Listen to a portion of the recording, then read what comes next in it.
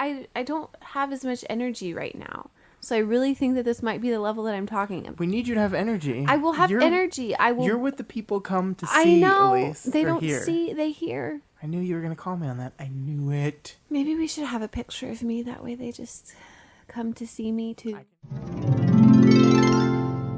Vow, view, vow, view, vow, view, vow, view, vow to view, vow, vow to view, vow, vow to view, vow, vow to view, vow, vow to view, vow, vow to view, vow, vow to view, vow, vow to view, vow to view each other's movies, even though we don't always like them, but it's okay because we love each other and movies too. Hey there, and welcome to Vow to View, a Daily Planet podcast all about marriage and the things we make each other watch. Now, on this podcast, you can either call me Elyse, or if you're slightly more daring, oh, Captain, my Captain. And I'm Scott Daly. And together, we're the Captain and First Mate. Wait, why do I have to be the first mate? Because I'm the Captain. No. Look at me. I am. Look at me. I am. I'm the captain now. No. I'll put you in the boo box. Do you know what that's from? The boo box. That's from Hook. Well, do you know what my thing was from? I remember hearing it. Captain Phillip. Yo. Captain Phillip. Wait. Yes. The Tom Hanks one about the pirates, the Somali pirates. Oh, I never saw that. That's disappointing. I do remember that from the preview, the trailer. That's where I think I'm remembering that from. Yeah. But hey, Scott, what do we?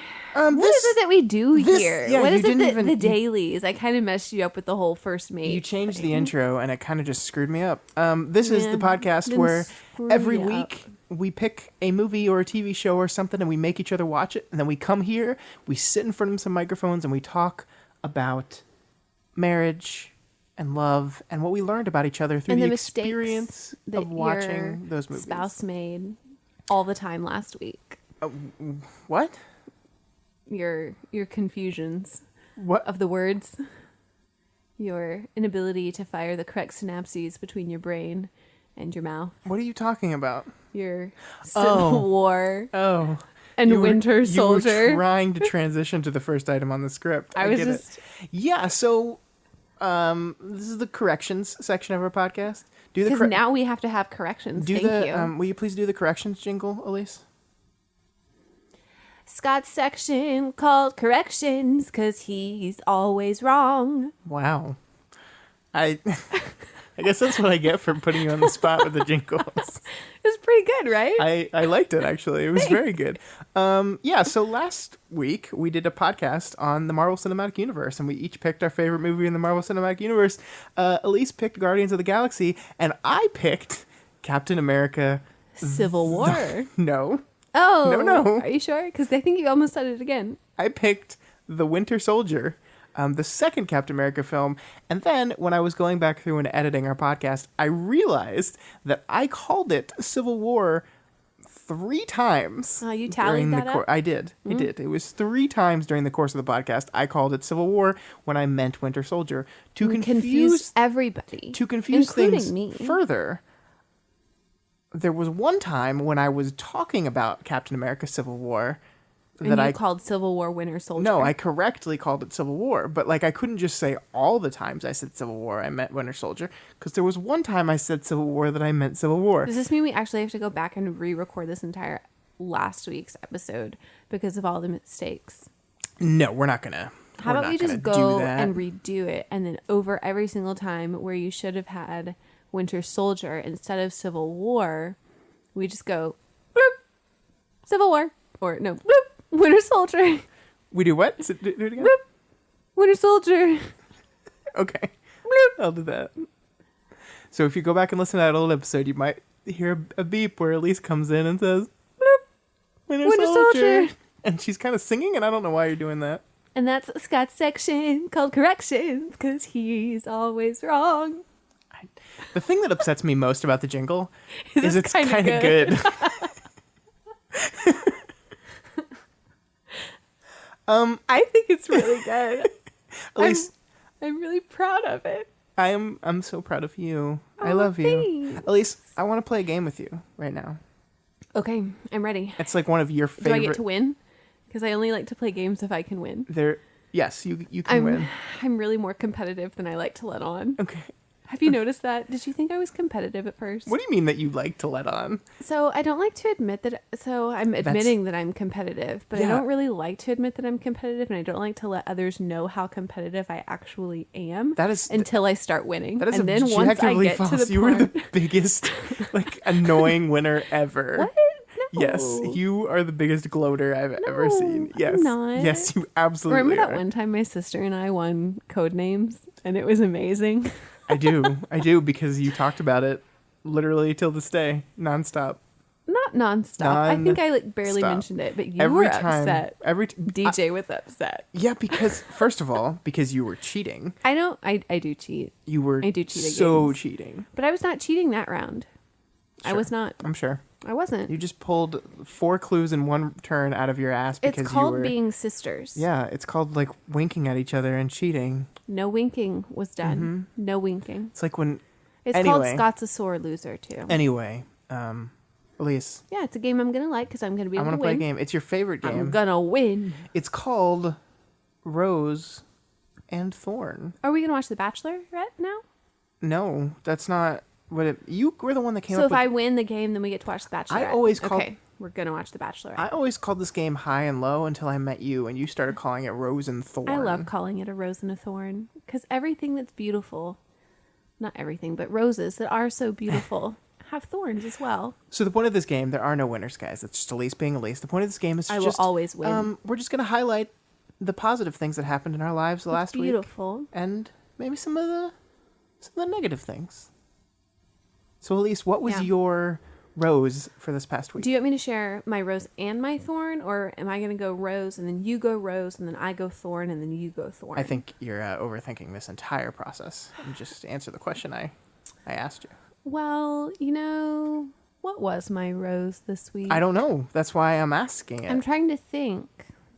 I've had a lot of really good things happen this week. I have felt very loved this week by a lot of people because as teacher appreciation, we have staff appreciation week this week, and I know that the National Teacher Appreciation Day is technically next Tuesday, but for some reason my school is doing the whole thing this week. I don't know, but I'm embracing it because, man, the PTA this year has pulled out all the stops. I'm talking about every day we've gotten a lot of really good things. And then on Wednesday, you surprised me and you came home and you had an actual flower. And that was so sweet. That made me feel so special. You brought me a flower, this beautiful orchid and some pink champagne. And you made a nice dinner resi. And then I've gotten all of these other things. And it's just really nice to be appreciated when you are not a lot of the rest of the year for your job. That makes me look bad. No, because you did it because it was this week specific, and that's what everyone else is doing it for this week specific too. And it's just you get a lot of crap throughout the year and people don't, think about all of the things that you're doing and all of the stress that you're really having to go through and everything that you are sacrificing with your own mental health and physical health in order to help this 10-year-old. And so it's nice. It's nice to be able to realize that people appreciate you. Well, I of course appreciate you. Yeah. I love you. I love you too. I hope you like your orchid. I hope we don't kill your orchid because I've we killed always the last killed orchid. them. Because I've never kept an orchid alive. They're very tricky. And I mean, they don't stay alive all year anyway. No. They do eventually die. I forget. Well, I guess I know why, because it's just they die and they're very finicky.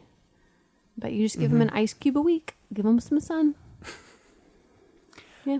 My rose is last Thursday we went and saw Les Mis live. Oh, yeah, we at did. the Dallas Summer Music Hall. Dallas Music Fair Hall. Park. Yeah, in Fair Park. And I love Les Mis. I had never seen it live though. I had not either. I'd always heard recordings and of course watched the awful awful movie. You might not have liked the movie, but there were some vocalists in that were fantastic. Sure, but the thing about the direction of the movie is I know what you hate ruins the it for close up me. on the face. It's always the close up on the face. It's not just the close up on the face. It's not just because it's a close up on a face.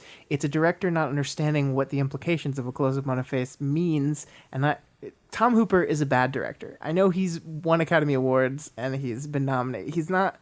You know what? So is Meryl Streep.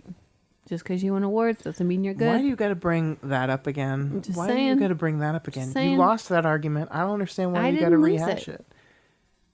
Elyse, So we both have our what's roses. your thorn? What is my thorn this week? I'm trying to think what has been awful. I was kind of stressed out this week because I had found out that one of my teammates had an accident and was taken into the emergency room. Yeah. And we had to find a class dog. cover for her. I think that's what, like not every other job, but a lot of jobs, it's not a big deal if you call in sick or if you have an emergency. And if you're a college professor, it's fine. But if you're a teacher and it's in grade school, like, it's a lot of work to be sick or to miss a day. It and is. So it was, that was not a fun call for me to have to get, not a fun call for her. Yeah, it was like 9:30 at night. Yeah. And you got a call from your coworker that was like I basically had like, toothpaste in my mouth. I was like, are you sure you need me to call you back? Yes. I'm And in the then emergency room. yeah, I will it not was be at super school tomorrow. scary. You must find a sub for me. Yeah. She got bit by a dog I'm defending glad her she's dog. doing a lot better. Yeah. And I mean, I guess it was more of a thorn for her than it really was for me. Yeah, that's I so just tried to inconvenient. help. So inconvenient for you, babe, that your No. coworker got horribly attacked by a dog. It was just, I mean, it shows you what a great week I've had. That, There you go. The lowest low is that. Mm-hmm. So, yeah. I think that's a good. It's pretty good. Yeah. It's pretty good. What's your thorn? Well, other than me and your side. Yeah, it's you. It's just always you. It's always You're me. both the Always rose and nagging, the thorn. Always pulling those blonde, in quotes, beard hairs out of your beard. What? Where? That's my thorn. Is you being unnecessarily mean to me for no reason. No. There is blonde in my beard. There is blonde, but there's also white, and I've been pulling white hairs out of your You beard. stop it. It's okay. I have them on my head, So, but you have no on your head. So.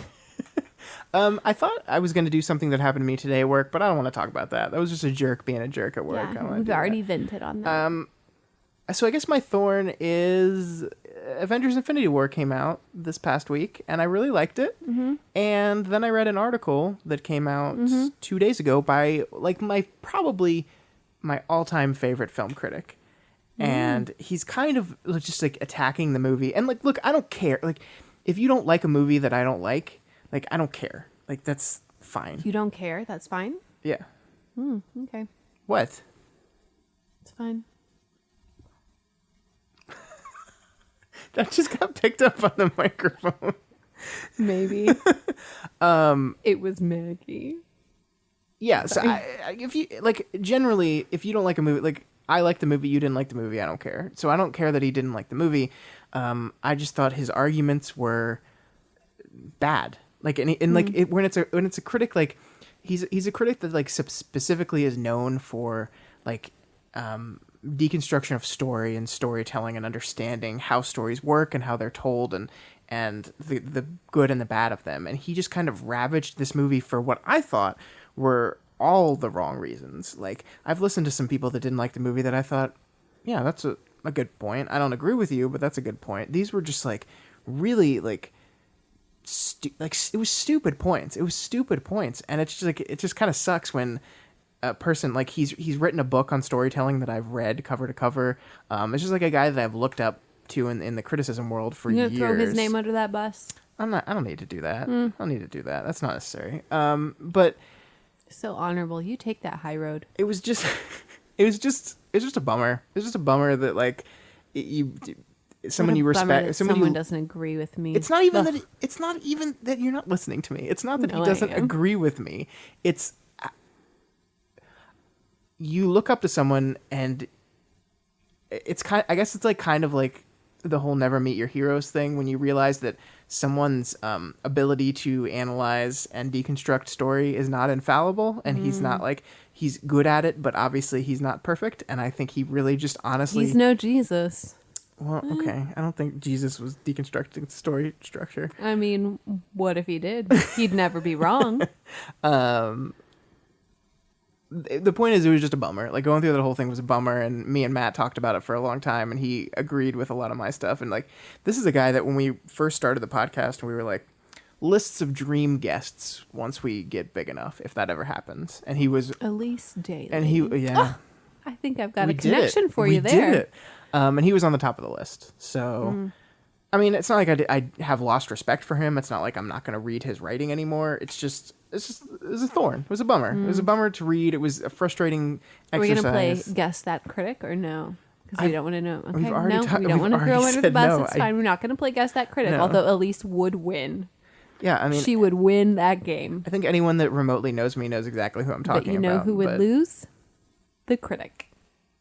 Okay. Yep. So that's it. That's Rose and Thorn. I just thought that'd be a fun thing to do today. Yeah. 10-second tabloid. And then lastly, so it's obviously, as you hinted, it's Teacher Appreciation Teacher Appreciation Week here at the podcast, because it's also Teacher Appreciation Week at your school. For me. So we thought this week the movies that we would pick would be teacher focused, movies that focus on teachers and the art of teaching, and that kind of honor them. Or You just skipped over my 10-second tabloid try too. But I don't know that's what. fine. I was just going to share about Christina Aguilera's new song. That's it. Goodbye. Teacher movies. Elyse, Yeah. would you like to do your 10-second tabloid? No, I just shared what I wanted to share. Elyse, No. I'm holding up No. the fingers. Nope. 10. Here we go. It's just going to be dead air for 10 seconds. I was waiting till the last 5 seconds so then I could do it in 5. Oh, okay. Christina Aguilera just released a new song called Accelerate, and That was it? She released a new song? No, That's not a tabloid. No, so I realized I had more to say, but then I had waited till the last 5 This is a seconds, so I fucking stopped shit it. show. I'm sorry. The music video is gross. That's it? Yeah, that's all I'll just leave it Man, at that. I think we're going to have to shelve the 10-second tabloid part of the podcast. Elyse, what was your teacher movie that you picked this week? Let's get into it.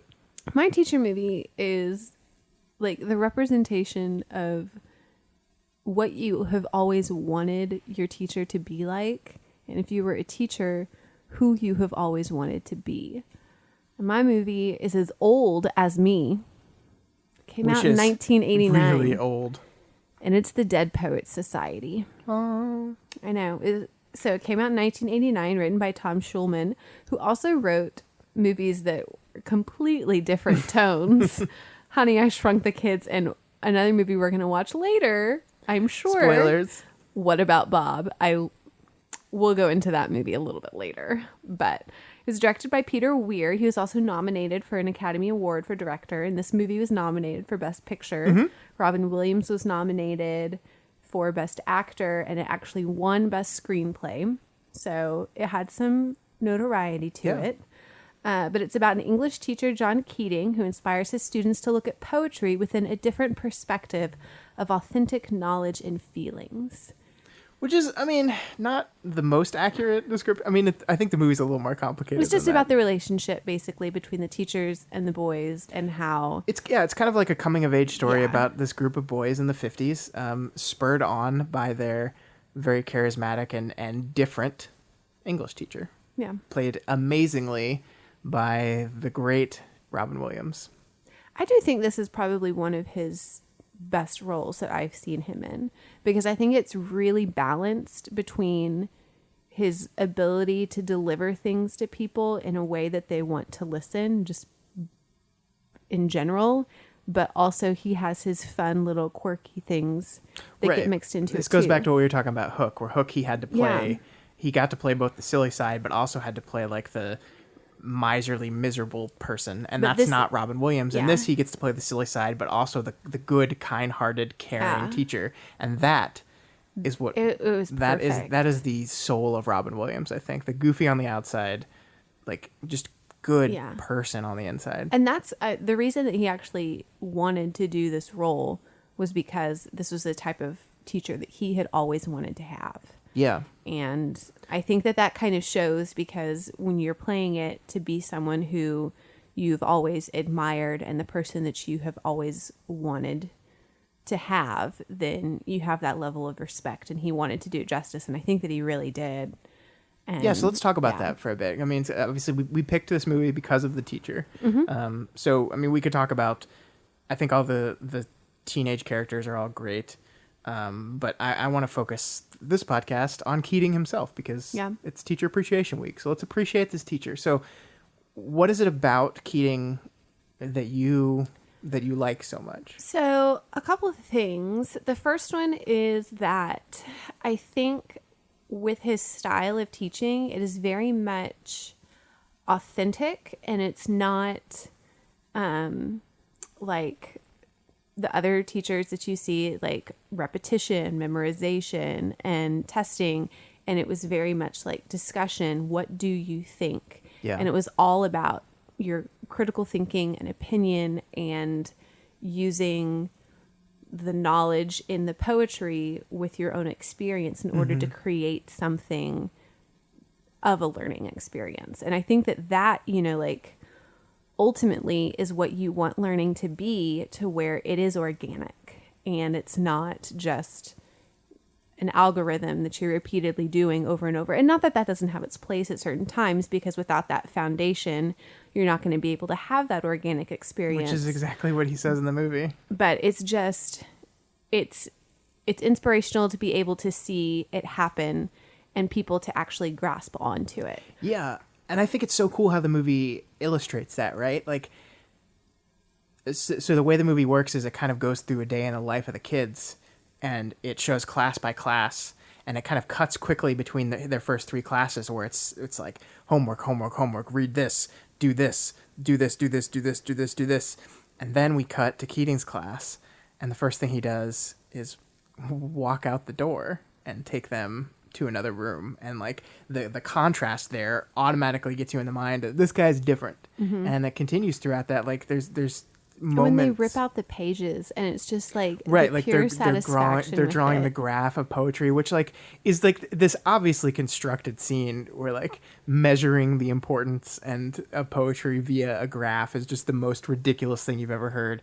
But you could absolutely see a school like this with their regimented, controlled mindset want to try to quantify art like that. And it fits absolutely into the theme of trying to quantify art, and trying to rate art is like trying to pen in people and like decide who you are and what you are. And that's kind of the big theme of the thing, is letting these kids find the person they want to be and find who they are. And yeah, the movie, like Keating as a teacher, he really challenges them. And it's not just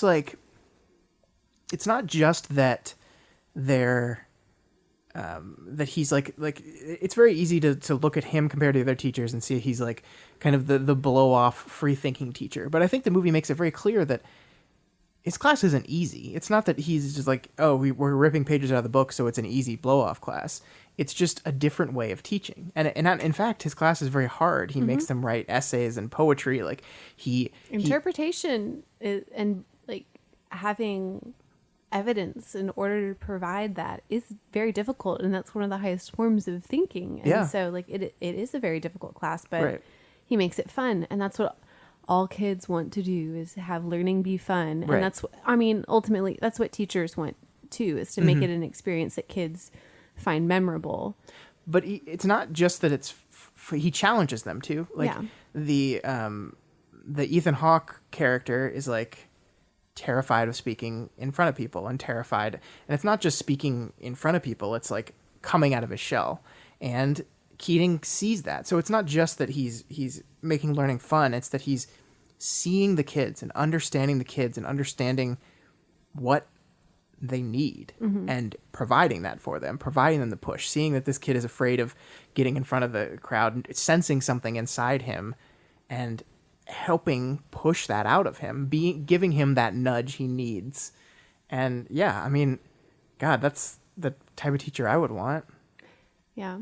And I think just going back to Keating in general and teachers in general, I think that there are a lot more hats that teachers wear other than just teaching academics. Mm-hmm. I mean, like, you're a counselor, you're a parent, you are, in some cases, you know, like a social worker, you are like all of these different things. And I think that I like this representation of a teacher because you see some of those different hats that he wears, and you see the impact that those are, you know. And so like when he builds those relationships with those kids, then, you know, it is only through those relationships that they're really able to grow, not only academically, but also have that coming of age story with it. And so it's really neat to see how the teacher that had the high expectation in the classroom becomes the friend who's able to help you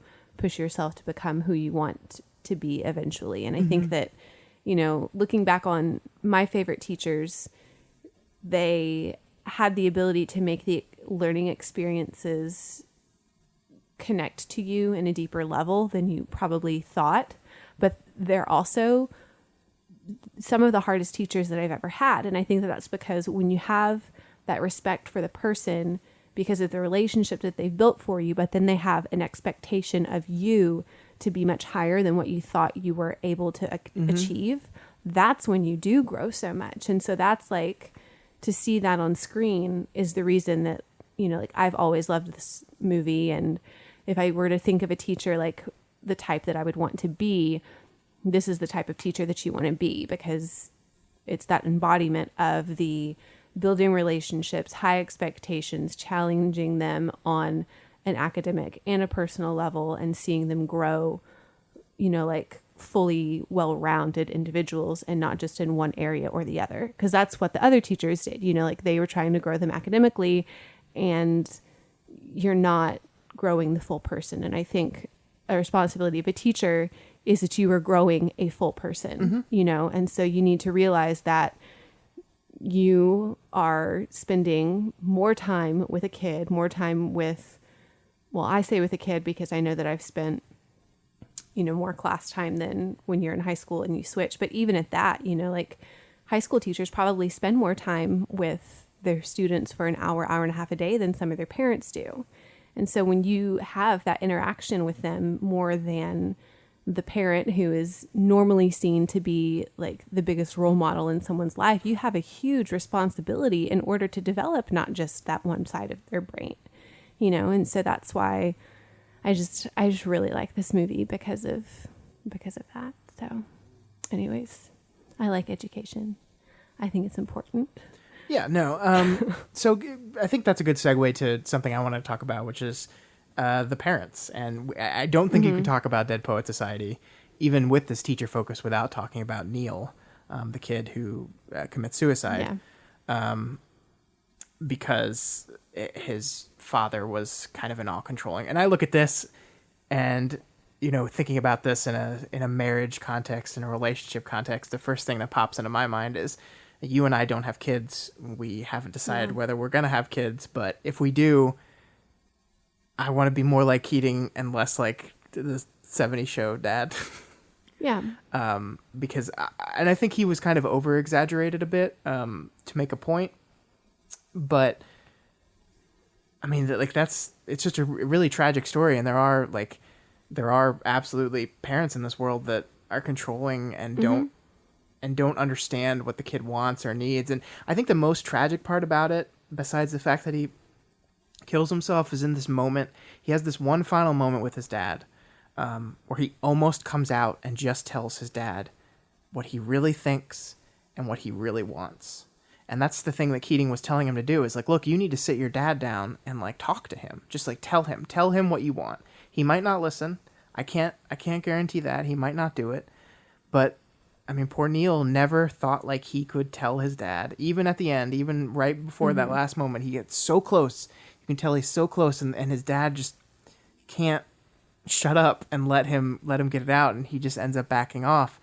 And man, that's the kind of parent I just don't want to be. I want my kids to feel like they can talk to me about anything, and that I would support them in any ridiculous dream they would want to. I mean, you want your kids to be happy. Yeah. You want your kids to be successful too. So there's like a push and pull there, where the reason why he wanted his kid to go to medical school and be a doctor was because then he would have a very successful life. But And I think that the times, though, it was are also very different. Yeah, Like, this is that also is the what 50s, if you want to be successful, that is what you did. Right. And it was a very, it was a generation to where the parents were respected very much, and that it is what my parents' wishes are, and that is what I will do. And so, just going off on a parenting tangent, that is very much different than now. And I've come to see that a lot of the time it is not really the parent that has the control in the situation, and it is the kids. And that's just, I'm not gonna go on that soapbox right now, but it's just, I think that knowing that is not something that you want to do, and you've seen, whether it be fictionally or, thankfully not realistically, the experience like that it's good for you to know, so that if ever. Well, I think that's what fiction can do so well. Yeah. And I think that's why I think when you and I thought about, let's have a podcast about our marriage, the first thing that jumped into my head is, well, let's view it through the lens of the things we watch, because the things we watch inform so much of the people we are, and the people we want to be, and the type of lives we want to have. I really think that's what storytelling, I think, is like the greatest power in the world. The ability to convey meaning and empathy through the power of storytelling is so important, and that's what I think this movie does so well. I don't know, when did you originally see this? I don't even remember. I don't remember either. Not the year it came out, that's for sure. I don't remember. I mean, do you think, was it before you decided to become a teacher, or was it after that? I think it was after. Yeah. So it just kind of lined up with your, I don't remember. I don't remember when I saw this either. I was definitely younger. I do know that I've never been a poetry person. I think poetry is very beautiful.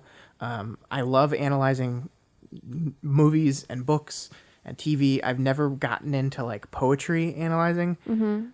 But I will say that this movie makes it look fun. Huh? It does, yeah. I mean, of course it's fun. But this movie got me, like, I spend 40 hours a week analyzing stuff, like, for different podcasts and shows and stuff like that. This movie really got me.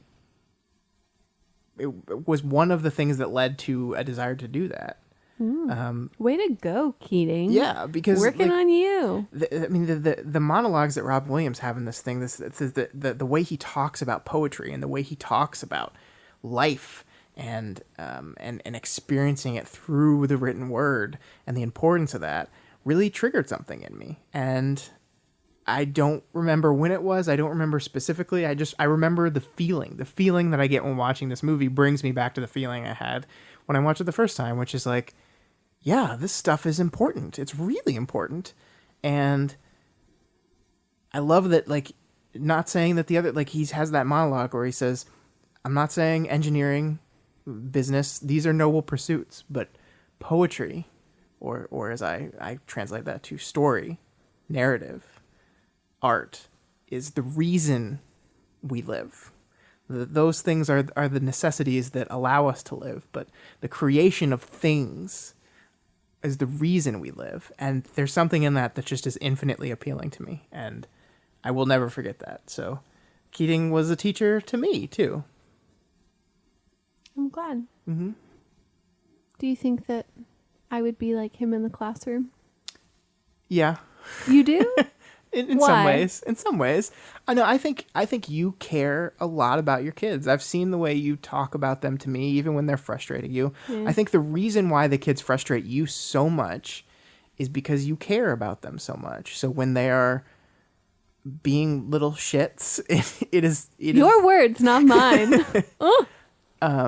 But I think there are a lot of teachers out there who probably would not get as frustrated as you, and it's because to them, it is just a job. I think it is more than that to you, and it was more than that to Keating. And yeah, I mean, it does not surprise me at all that this movie is as important to you as it is, especially rewatching it again. Like, it had been a bit since I've seen it. And yeah, I mean, if I had watched this recently, I might have wanted to pick this because it's such a good example of teaching and the importance of teaching and the impact that you can have on kids' lives. And I think the reason the ending is so beautiful because it shows the impact that kids can have on your life, because he's gotten fired, he's sad, he's leaving, and these kids all stand up literally for him in the end.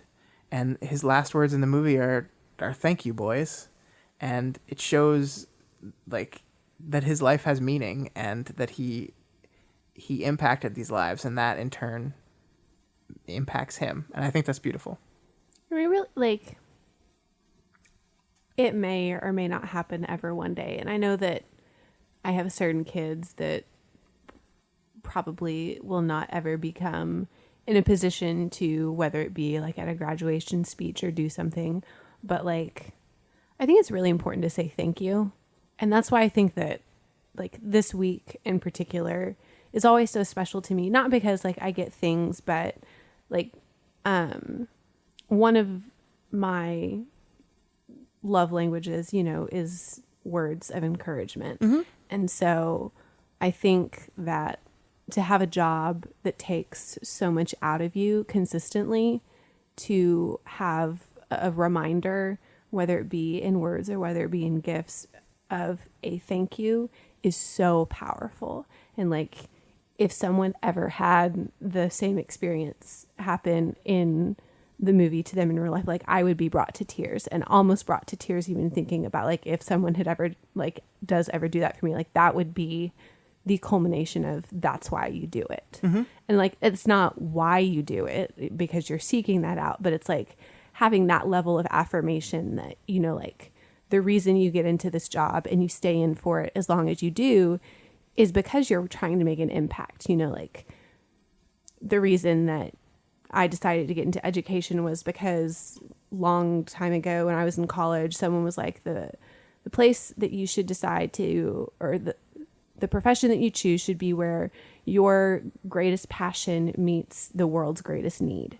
And so it was like, my greatest passion is working with kids. And I think that, you know, like right now I see that kids need help in education. They need to be able to learn. And so it was like where both of those things met for me was there. And so it's like, that's why I became a teacher. That's why I'm so passionate about education, because like, it's true, you know, like education has the power to change the world, and education really is the greatest weapon, the greatest tool that you can use. And so like, why are people not giving money to the place that if you want to have any sort of change at all, it's going to start with changing people's minds. And how are you going to change people's minds if you don't teach them? And how are you going to be able to teach them if there's not any money to give them the resources that they need? And so it's just like completely different thing. I you know, you get me talking about what I love and what I do for a living. So anyways, you get me talking about other things, but I love you so much. Anyways, John Keating, he's great. He's the type of teacher that I hope that you all have had. And if you hadn't had one in your entire education, I hope that you at least learn from someone someday with as much passion as he did for whatever it is that you are, or you at least become impassioned enough to share something that you love with someone else the same way. Because, I mean, we are all teachers, whether we admit to it or not, in different facets of our life. And so it's a responsibility we all are entrusted with and should take seriously. Mm-hmm. So anyways, that's Dead Poet Society and my soapbox of I don't even know where I got off, but I think you probably all could understand why I picked the movie at this point. Mm-hmm. And maybe you know what I'd be like in the classroom a little bit. I don't know. All right. I'm going to eat a bark then. We're going to take a break. And when we come back, a silly movie. Completely different. No matter what anybody tells you, words and ideas can change the world. Now, see that look in Mr. Pitt's eye? Like 19th century literature has nothing to do with going to business school or medical school, right? Maybe. Mr. Hopkins, you may agree with them, thinking, yes, we should simply study our Mr. Pritchard and learn our rhyme and meter and go quietly about the business of achieving other ambitions. I have a little secret for you. Huddle up. Huddle up!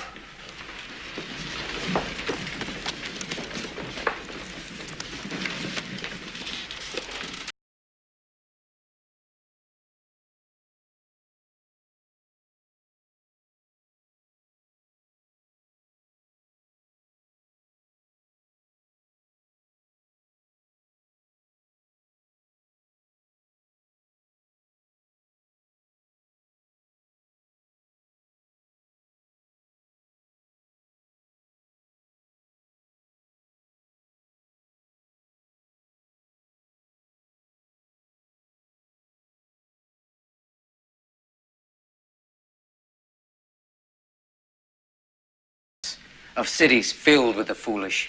What good amid these, oh me, oh life? Answer, that you are here, that life exists and identity, that the powerful play goes on and you may contribute a verse, that the powerful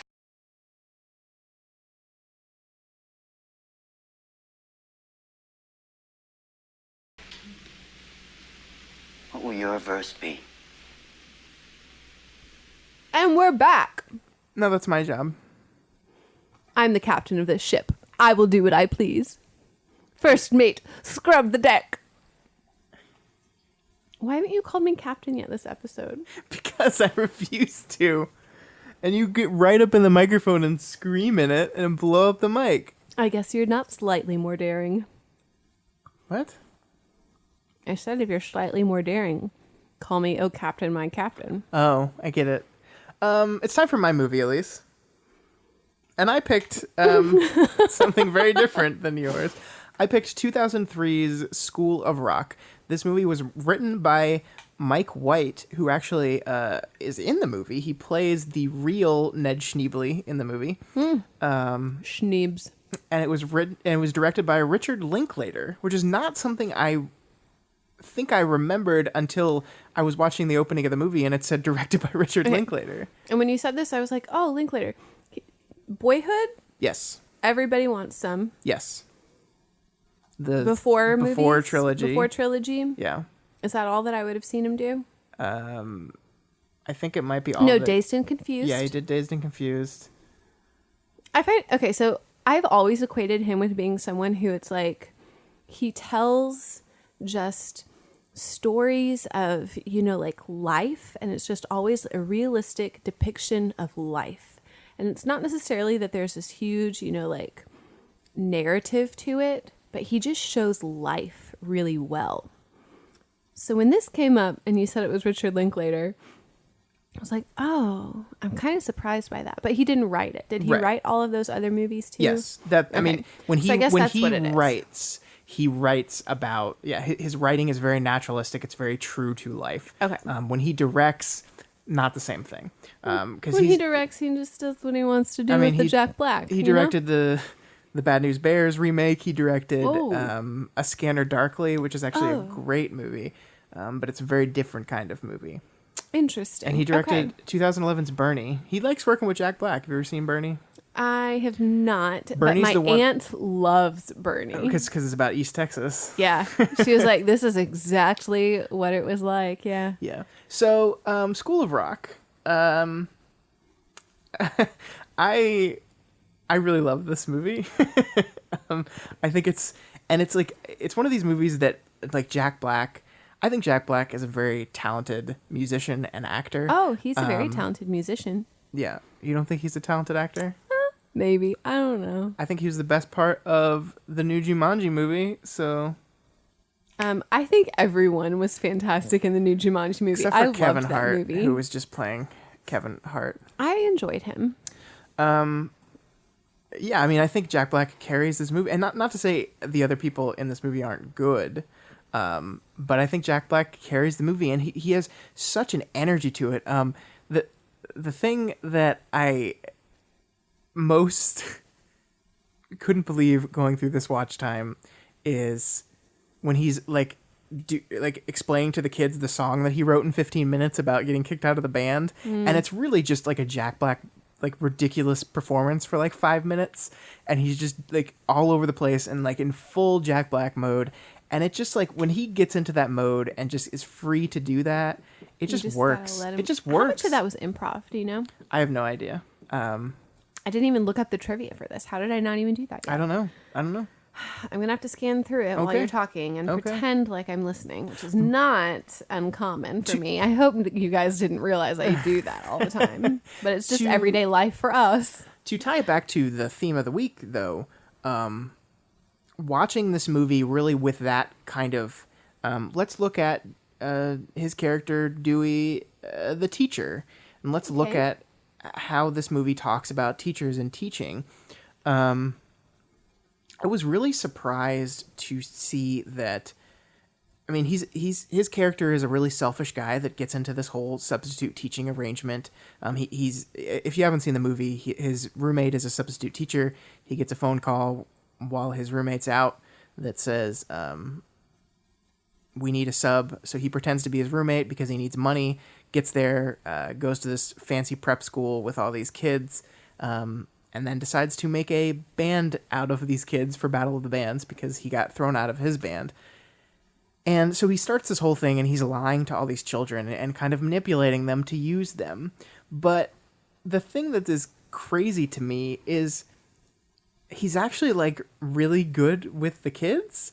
Throughout his deceit and lies, he's like tapping into the kids' insecurities and like exploring them and bringing out the positive side of them. I mean, we have the one kid who's the keyboard player that doesn't think he's cool enough to be in a band, and he like supports this guy and brings him up. There's the overweight girl that is like shy about singing and worried that people are going to make fun of her when she gets on stage, and he works through things with her. The guitarist whose dad is like really riding him, like he helps him kind of find his voice and find his ability to write music. Exactly. Yeah. And it just like one by one throughout these different kids, and it's never like I feel like the kids are never really the brunt of the joke in the movie.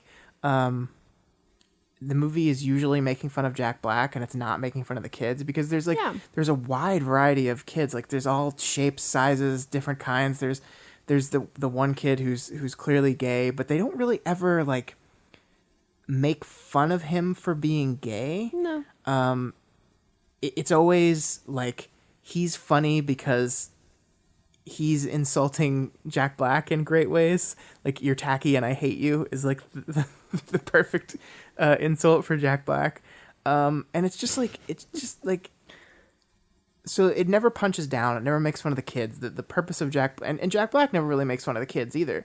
The closest he gets to is Summer, who is like the controlly, bossy girl of the group. Yeah. But even her, like, by the end of the movie, he's like, she's going to be the first female president one day, and I'd vote for her tomorrow because she's so great. And I just think that's really, really lovely in a movie that's like about Jack Black pretending to be a sub to win a Battle of the Bands contest. There's this underlying theme of giving these kids the attention and support that they need. And I think that's great. I think he's a much better counselor than he is a teacher.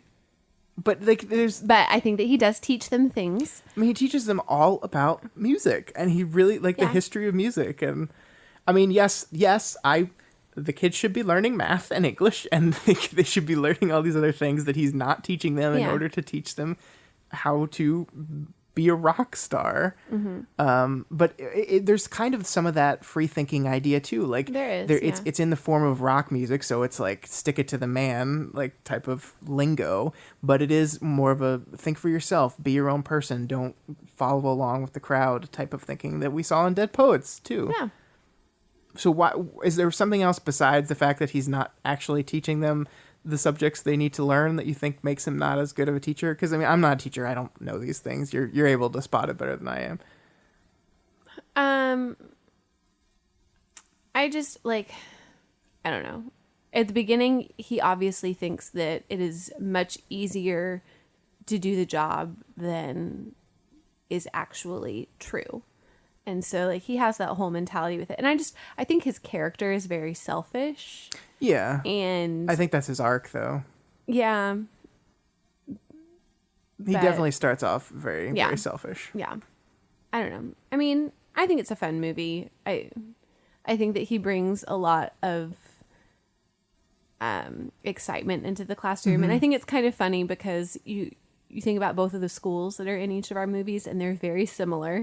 It's just two completely different age groups and then two completely different styles that were used in order to kind of awaken each of the students, and they each did it, you know, in a fun way.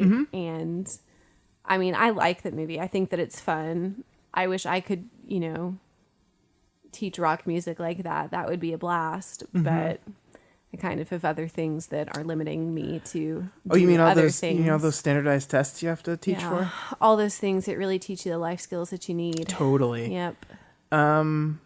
Okay. But, you know, I think it's very easy though to teach something that you're excited about. Yeah. You know, and he's very excited about music and he knows what to do. And it's also with the rock music, it is not like you are trying to write songs. And so like, while that's not easy at all, and I can attest to it not being easy because I sat down when I was little and I was like, I'm going to write a song on the piano and it's going to be a masterpiece and I am going to be a brilliant pianist. And it was an ultimate failure and it was awful. And so like he does have a lot of talent, but I don't know. Well, the thing that I thought was cool is that he wasn't just teaching them how to play music. He was teaching them music history. He was teaching the history of rock and roll. And I mean, I took a class in high school called in college called the history of rock and roll. I took an elective class because I was interested in it. And the history of music, popular music in our country, is a history of our culture. And it's kind of like a signifier of some of the transition periods of our culture. Yeah. And especially rock music, which started as R&B, which started as very traditionally African American music that was kind of co-opted and mainstreamed. It's really important history and then to those learn. Beatles. Yeah, I mean, like there's an absolute line from the kind of early rhythm and blues type jazz music to the Beatles to the rock music that he was teaching them. And and so I mean, there is I think that was the part that I really liked, was that he's not just teaching them, like, that's when I think you start to see the selfishness go away in his character, when he's actually teaching these kids things that are probably important to know. I mean, like, the culture of our nation and the cultural shift that happened around the prevalence of this kind of music and the pop culture that sprung out of it is an important cultural shift to define what we are as a people. Yeah. And again, yes, you need to learn math, you need to learn English, you need to learn history. Definitely, he was definitely in the wrong. But I like that the end of the movie shows him having started this after school program and like, this is the thing I'm passionate about, this is the thing I want to do. And I think that's cool. And I wish more schools would teach music. I know, like, one of the things schools are doing as they run low on budgets and cut stuff is they're cutting music programs. And that sucks. Which is really unfortunate because music is actually scientifically proven to help brain development. Yeah, like when he was when he was doing the math singing. Get off your ass and do some math? No, I'm talking about like actual classical music. I know. Oh yeah. But I don't know. I mean, I like this movie. I think it's fun. 64 is a 45 more. What is the answer, Martha? 6 times 1 billion is 6 billion? I like when he's wrong about the math. No, it's 8. No, it's 9. I was just testing you. It's 9. It's perfect. I do sing in the classroom. Of course you do. You sing in everywhere. I do. I think it makes it fun sometimes. Mm-hmm. Which of these teachers do you think I'm more like in the classroom? Let's play that game. I actually think, and this, I thought about this. Oh, did you Actually, really? I did. I think you are literally right down the middle. Oh. I think there are parts of you that are very much Jack Black's Ned Schneebly, and parts of you that are very much Mr. Keating. How am I Schneebly? You're silly. Like, you told me the stories of, like, you told me a story about how you found out one of your kids saw Avengers Infinity War, and you showed him he took him to the website that shows whether or not Thanos killed him or not. That was during indoor recess. Okay. But still, the point is that you are a disciplinarian that teaches your kids and cares about your kids, but you are also willing to have fun with them when appropriate. And I can't imagine one of my elementary school teachers talking to me about comic books or Star Wars. Like, the idea of that video games. astounds me. Well, okay, when you're talking about video games, you're just like throwing me under the bus. Yeah, Well, my that's husband just because- buys all these games all the I time. know. I barely ever play video games, Elyse. I know, but they just like to have someone to relate to. Yeah. I was told by a 10-year-old that I need to play Fortnite. Don't play Fortnite. I know what a Fortnite is, 10-year-old. It's mush for your brain. It is, yeah. I'll It just really is. It's fine, babe. Brain mush. It's not brain mush. It is. It's brain mush. It is not brain mush. Video games teach important things too. They just shouldn't be done all the time. I do think they teach problem-solving skills. I have nothing wrong with video games. Okay. There is addiction with video games. Yeah, that I well, have there's an issue addiction's with. bad with everything. That is true. All right. What else do you want to say about this movie? They made there's a Broadway show. Yeah, I'm gonna go there's see a this show. television It's coming to show. Dallas Yeah. in August. You I have to think let me know that'll how be it fun. is. I've never seen it. I will. I think Also, it'll be, I guess all the kids will play the instruments in the musical because they all played the instruments. I in know, the which is really movie, cool. Which All I thought was neat. except for maybe the bassist, I think we said. I just read on the They all played their the own trivia. stuff? They all played their own instrument. I guess I don't know why that little girl didn't get a solo. Poor girl. Yeah. The other thing that I've seen is that like School of Rock, like after school music programs They're exist. called School of Rock. I know, too. like this, and I Is don't. that because of this? Or was don't- this because of that? I have no idea. I know I didn't. Lots of this and that I going didn't on. see them until after I saw this movie, which in my It's mind the classic means that association of you just seeing it because it's now a you've it's a heard about fallacy. it. I know, Yeah. but I think it's really cool. And history of rock and roll in college was one of my favorite classes. It was fascinating. I took it because I there took was music appreciation in college, and that's where I found out about Chris Thiele. I took it because there was a girl I like liked that that was music. taking it, and then I fell in love with Me. all the music. Well, yeah, at a much later date, I fell in love with you, but And I love music. yeah. But no, learning the history of all the music was really cool, and our tests were awesome. Our tests were like, Listening to things. dude would just bring his iPod and just play it, and Shuffle. we'd be like, Who sings this? but that was really the class. Like he'd play a Beatles song. We spent a long time on the Beatles because the Beatles The are Beatles. rare. Yeah. It's not even that they're the Beatles. It's that actually like they're just very important to the transformation of Yes. musical styles. And so he would just bring his iPod and just play it, and he'd just play a song, and then he'd stop it and say, all right, here's why this is important. Let me walk through the song with you and show you exactly what they did and why it's important and how it changed the music. And it's just really, it was really cool. It was really cool. I liked it a lot. Cool. And then I had friends who took a class called Guitar Heroes. And they thought Where that all was you gonna... had to do is play Guitar Hero all day? No, I think that's what they thought. Did I tell you I played Guitar Hero today? Today? Yeah, Caroline beat me. I'm disappointed.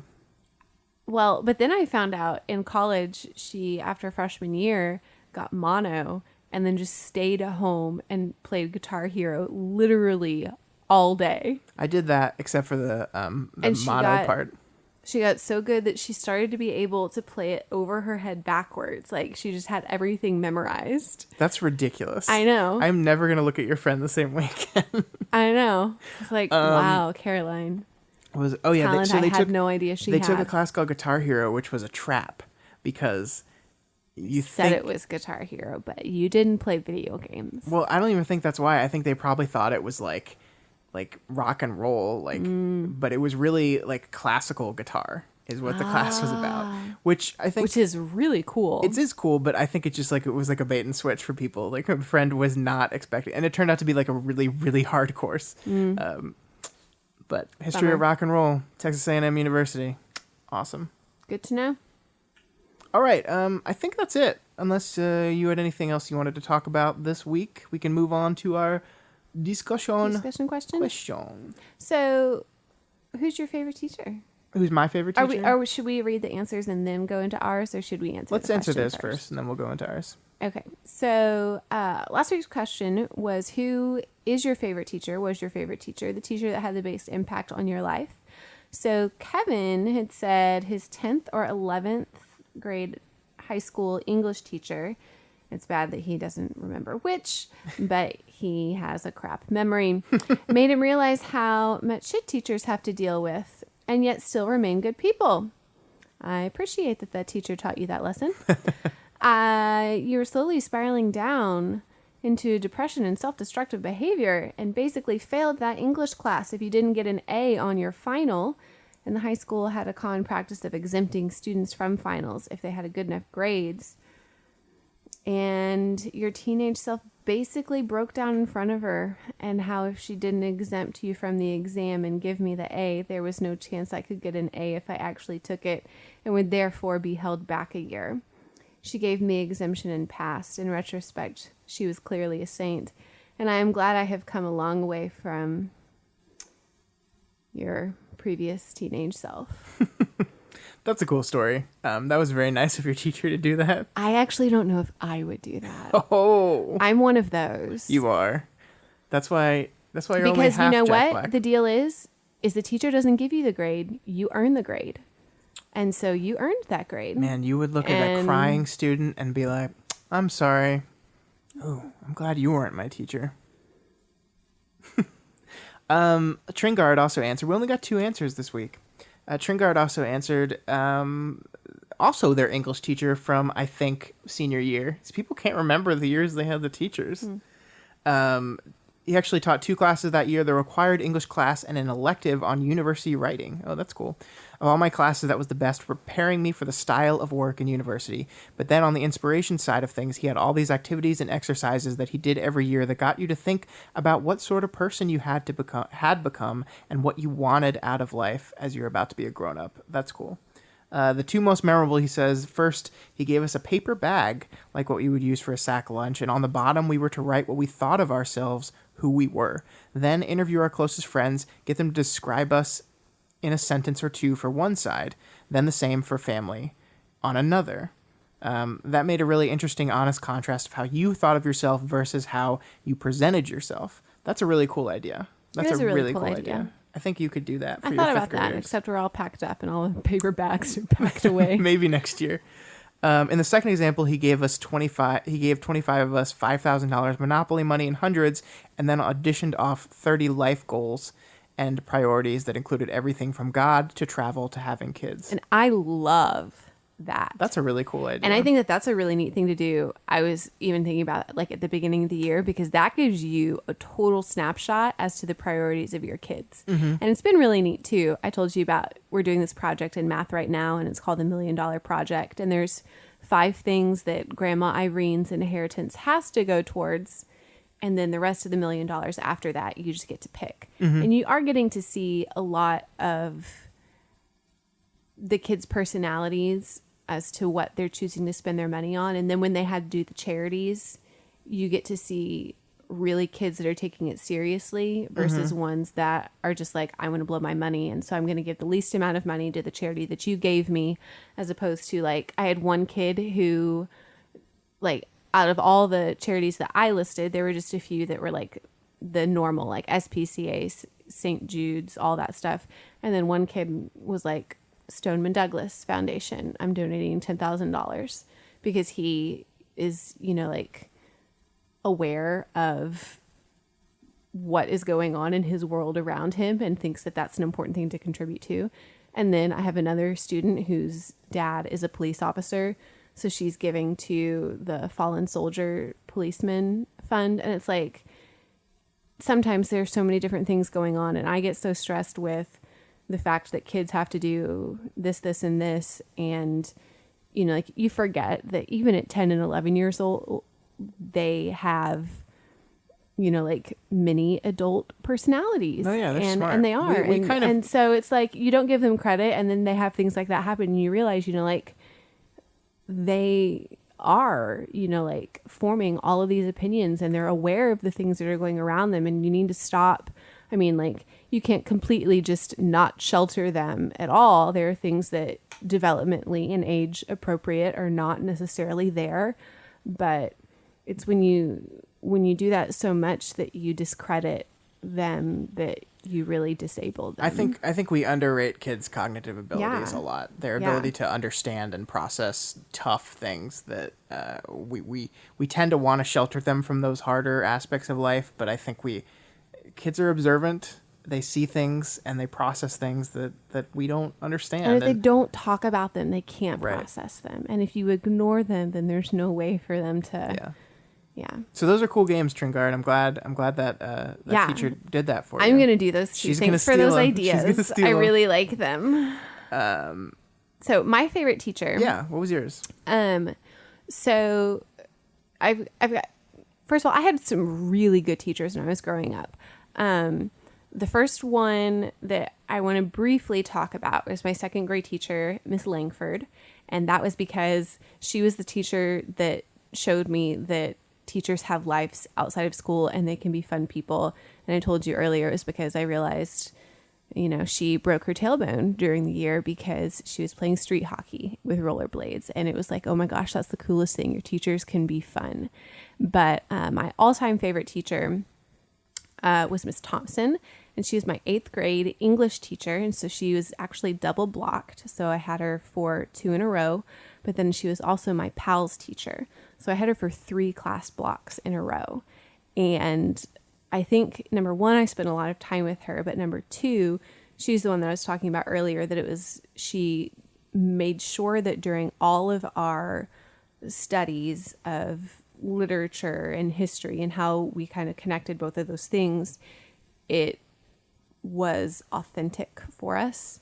And so with that, every time that we did a paper or read a book and did any sort of project or whatever with it, it was like, because she had made it so authentic and so I can't even think about it right now but because of the way that she taught it, her expectation for how we were supposed to give a final presentation or paper or whatever it was extremely high. And I think that I grew in that class an enormous amount because of that. And then she was also just always there to talk to, and you could tell that she really cared about you and cared about all of the other kids too, because I had a classmate that was going through a really rough time that had lost his brother that year in a car accident, and he was also in that PALS group, and you could just kind of see how she cared about the person and not just the grade. And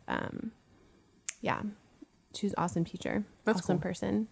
We're cool. Facebook friends. Ooh, so that's pretty cool. I keep tabs on her. That's pretty cool.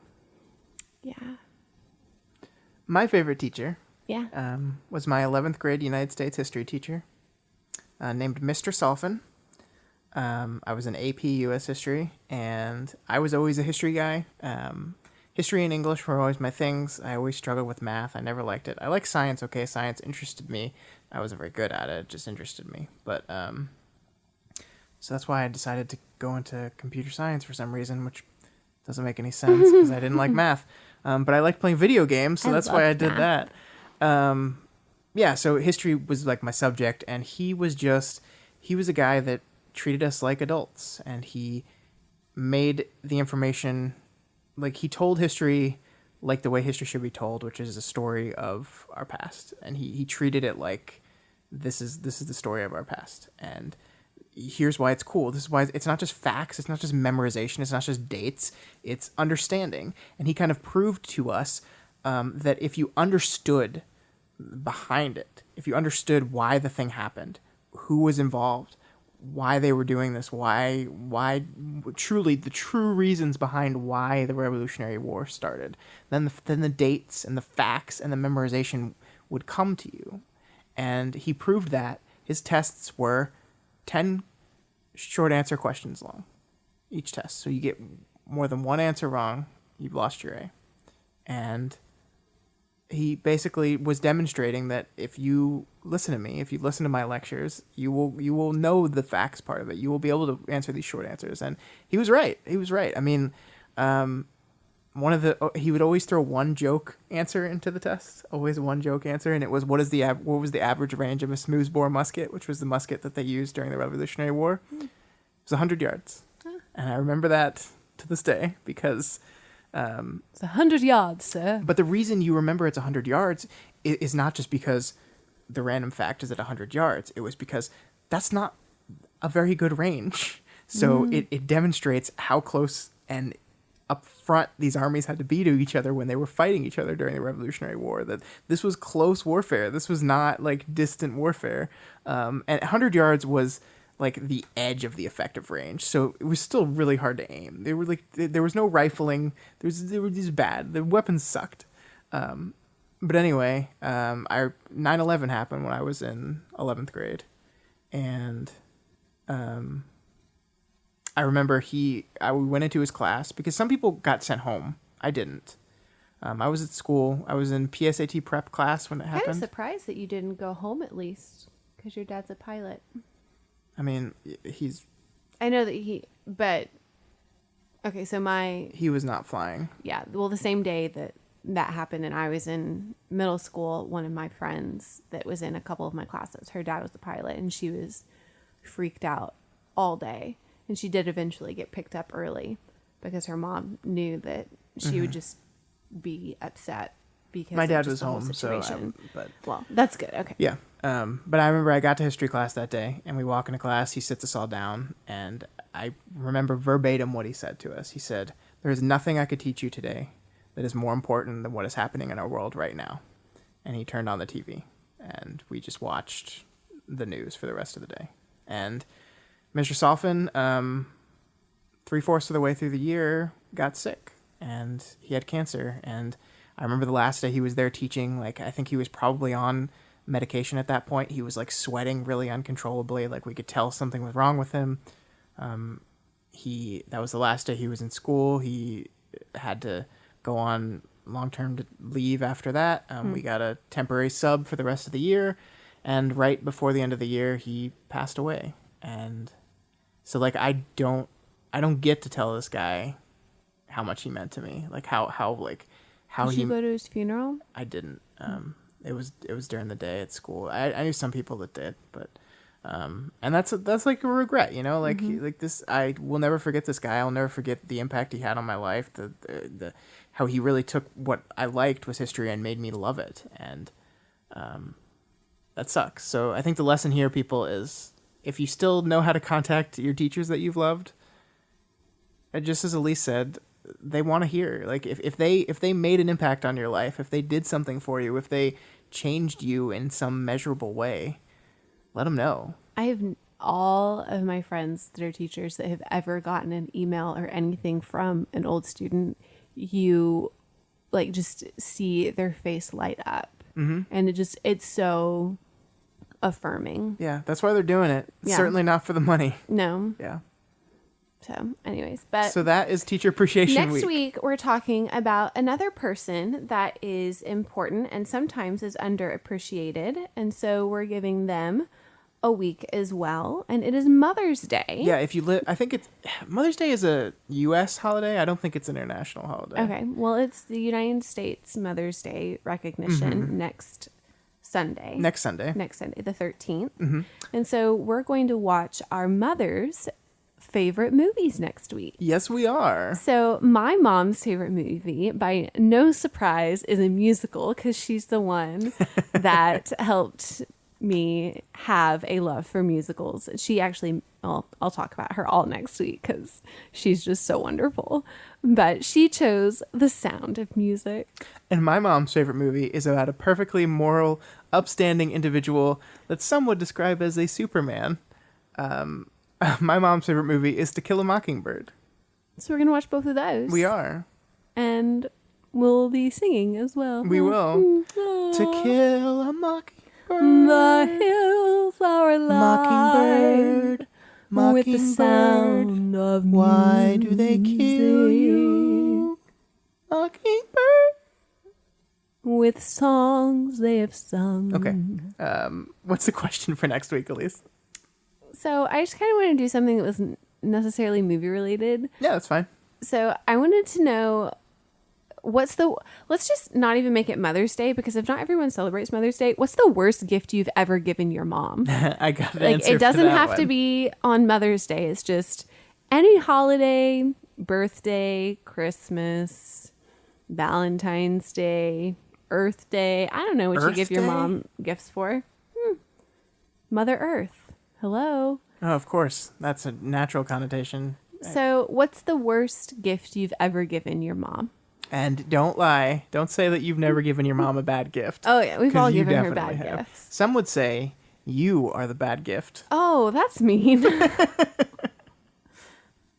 All right, that's all we have time for this week. If you like this podcast, you can check out all the other episodes and all of our other shows over at dailyplanetfilms.com. Also, consider donating to our Patreon account, patreon.com/dailyplanetfilms. You can donate $1 a month or whatever else you can afford, and you get a whole bunch of special things.